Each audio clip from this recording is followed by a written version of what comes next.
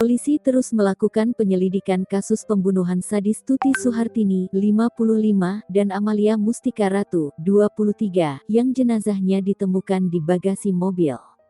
Sebanyak 20 orang saksi ikut dimintai keterangan oleh pihak kepolisian.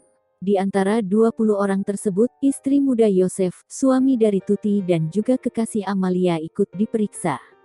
Diketahui, istri muda Yosef berinisial M, diperiksa sebagai saksi di Polres Subang pada Senin, tanggal 23 Agustus tahun 2021. Dikutip dari tribunjabar.id, tak hanya M, kedua anaknya pun juga ikut diperiksa.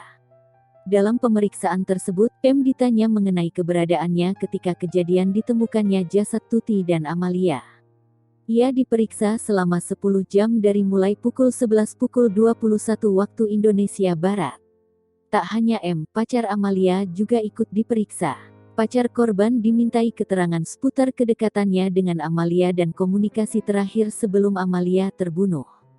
Pasalnya, sebelum ditemukan tewas, Amalia sempat mengunggah Instastory di akun media sosialnya yang menunjukkan kesedihan. Postingan Amalia Mustika Ratu itu diunggah 1 jam setelah ayahnya pergi ke rumah istri mudanya, Selasa, tanggal 17 Agustus tahun 2021.